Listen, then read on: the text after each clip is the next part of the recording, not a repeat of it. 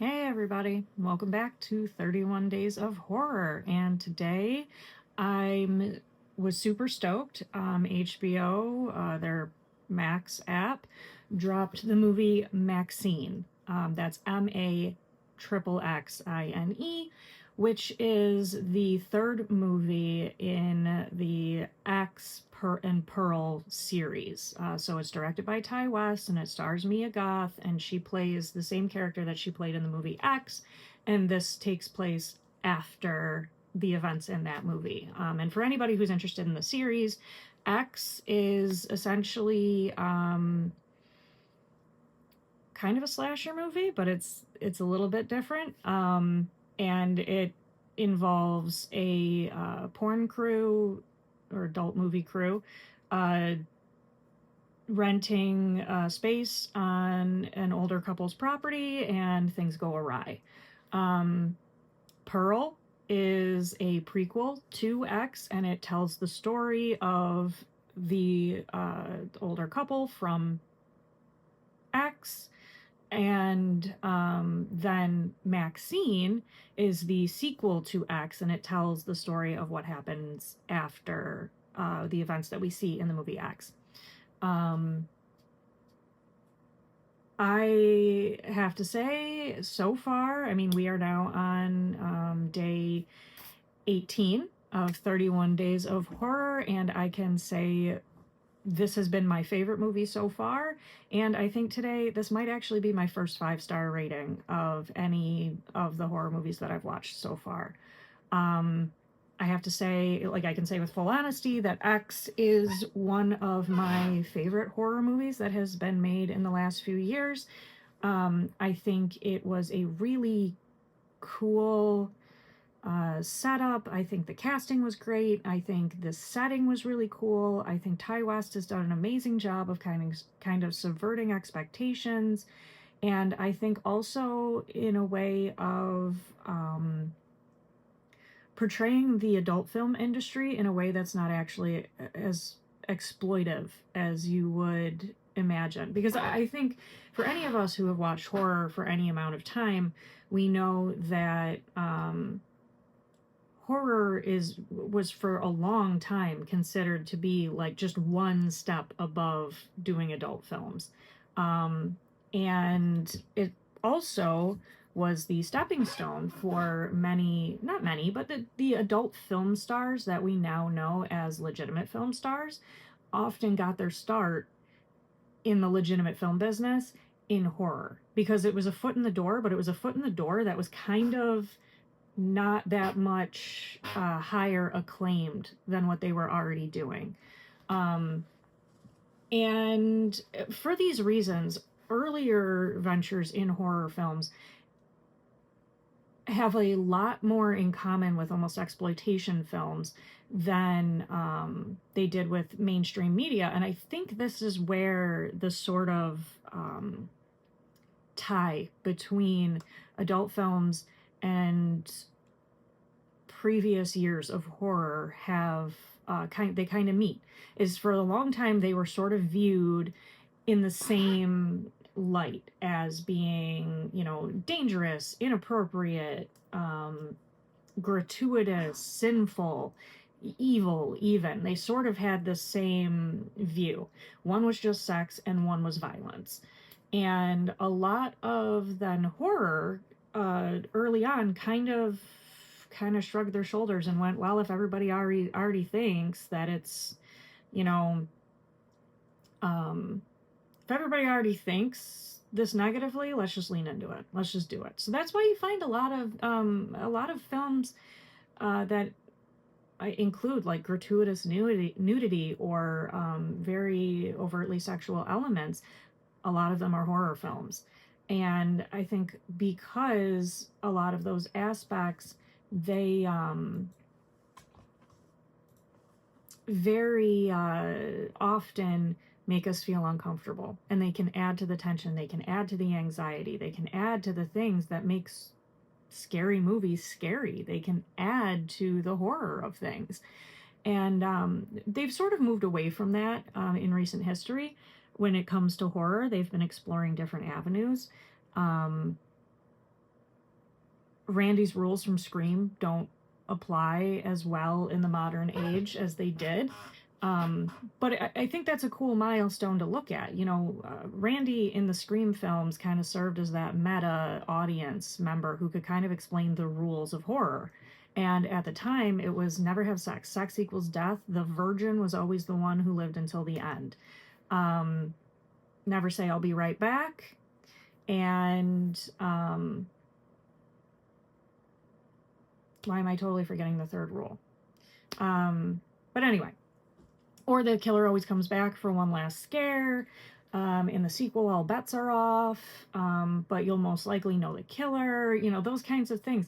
Those are all really common rules that I think we've all come to accept for what we're watching. And so when we do see those elements in horror, we're not surprised. They're not even anything anymore, including there's jokes in legitimate horror movies about, oh, we have the obligatory boob shot coming, and then of course there's boobs, and once you see that, then you're like, oh, okay, you know, we've got the obligatory. Or then in other watchings you kind of have that in the back of your head, like, oh, there's the obligatory boob shot, and you know, now we're good to go.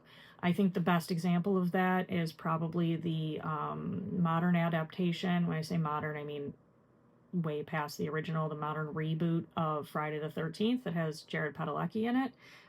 There's the one character who clearly has had, you know, augmentation, and when her character is killed, there's a moment where the way that she's killed displays these assets very prominently on the screen for a couple minutes, and that's a obligatory boob shot kind of thing. That's what you expect in horror.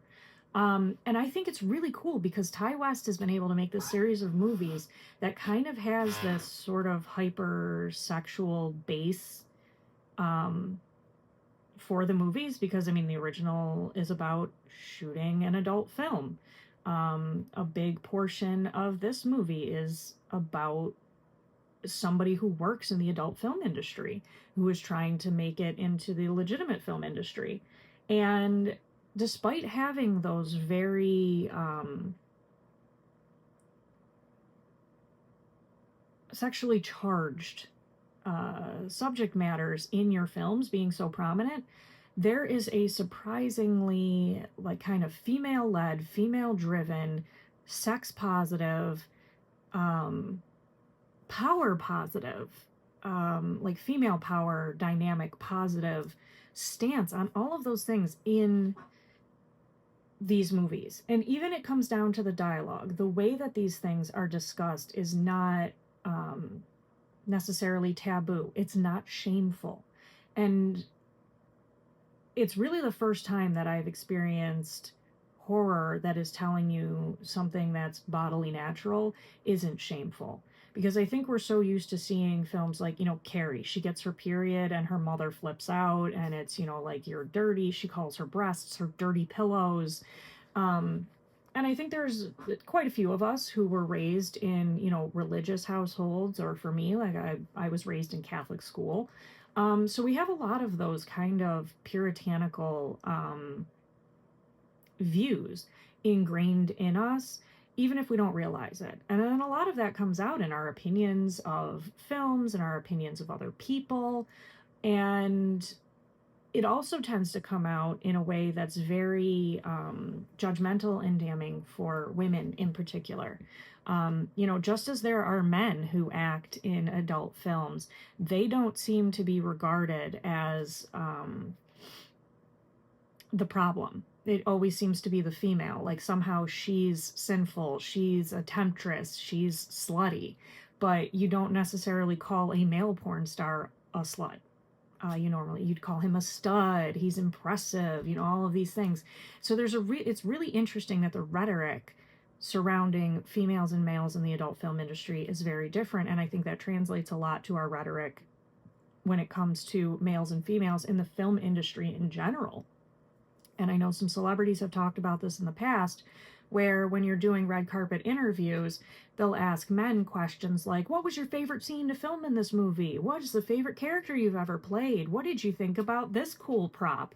And then for the females, it's, what kind of underwear were you wearing under your suit? What brand is this dress that you're wearing? Who are you dating right now? It's very personal. It's very objectifying. And it's cool because Ty West has managed to make these horror films that surround this subject matter that has always been taboo. It has always been, you know, kind of pushed down, and then pairs it with horror that has always also been viewed as taboo and has always sort of been pushed down and pushed out of the way. And I always used to joke that horror films at one point in history was where famous people went to die because you saw for a long time when people weren't in the spotlight anymore, when they were having trouble getting work in mainstream films, they would start showing up in horror films. And it was because they paid and it was still work, but it wasn't prominent work. It wasn't work that they were going to be getting awards for. It wasn't work that was going to be getting them, you know, Academy Award winning casting. And I think it's really neat that now we have this series of horror films that are so, they're big right now, you know, and they're Hollywood big. They're not horror movie big. They're not direct to video big. And they're legitimately big. They're making money at the box office. They're generating sequels. They're generating excitement. I mean, when I saw Maxxxine has been advertised on HBO Max, their app, for at least since the beginning of the month, and it has a little tag on it that says coming soon. And I have been, every time I see that, I'm excited. I'm like, well, I want to know when it's coming because I want to watch it the day it comes out. And thankfully for me, today was that day. And I have to say, I wasn't disappointed. Now, all of that being said, I know other people who have also watched these series, and their takeaway from them is very different than mine. But that's also because their feelings and their thoughts and their approach on things is also very different than mine. In fact, my best friend, who is my horror buddy, we've been watching horror movies together since we were children. We've been friends for 30 years. And she did not like X. She didn't enjoy it. But that also makes sense to me because our views on things aren't the same. And our views on horror, our things that we really enjoy, are not the same. And that being said, she didn't like it, but she did appreciate it because it was something different. And it also generated an excitement in her that even though she didn't particularly like X, she still wanted to see Pearl. She still wants to see Maxxxine. And I think that's one of the also interesting and neat things about this series is that even if you're not particularly interested in this film, each film is different. It's not a sequel situation where you see the first movie and you're like, okay, cool, I got it. And then it goes to the second movie and it's kind of just a rehashing of the first movie with maybe one or two characters that are the same or a plot thread that's the same, but it's essentially the same story with different people. And these movies do not do that. Each film in this series is a unique story, but they are connected.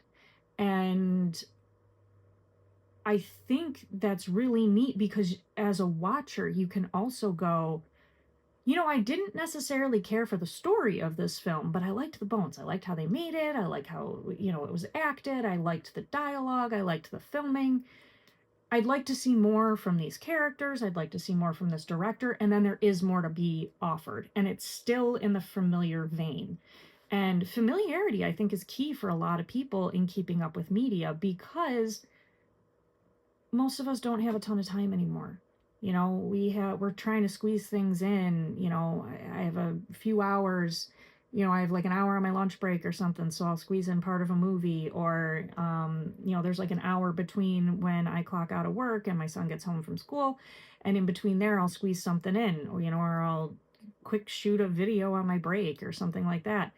We are all so busy. We all have moving pieces and different things that affect us. So being able to have a familiarity when you're going into a new thing really is helpful. Because if I'm watching Maxxxine, I don't have to have seen Pearl. I don't necessarily even have to have seen X. but I'm familiar with the character. And having seen those movies, there's a lot of context that I'm already familiar with. There's a lot of references that I don't necessarily need to. It's not that I don't have to pay attention, but um I don't need flashbacks, but they are helpful. And I'm familiar with the character. I'm familiar with what they've been through. I'm waiting to see how this is going to unfold for them, as opposed to other people who may not be familiar with it, who are then understanding their story more through the things that are unfolding, and they don't know what to expect. And to be able to subvert those expectations anymore in a time when literally you can have access to anything at the tip of your fingers at any point in time, your phone, computer, whatever, the internet makes everything, so accessible. To be able to surprise anybody or do anything different nowadays is so incredibly impressive. And like I said, I have to say honestly that out of the 18 days so far that I've done, this has been the most enjoyable movie that I've watched so far. And there were some surprises. There was a little bit more recognizable cast.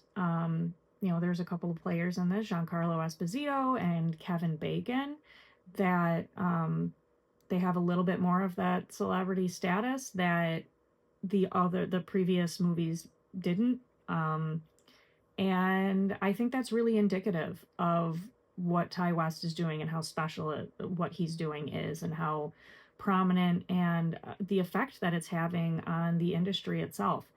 And I definitely think it's worth checking out.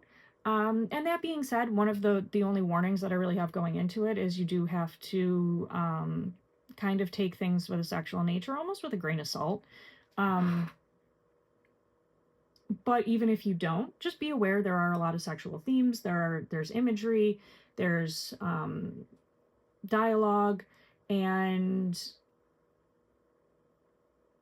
be aware if that's something that makes you uncomfortable.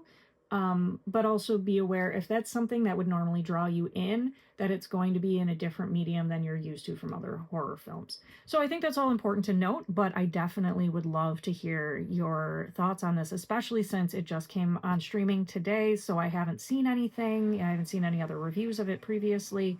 So I would love to hear your thoughts on this one. So, hey, hit a comment down below, subscribe if you feel like it, and I will talk to you in the next one. See you later.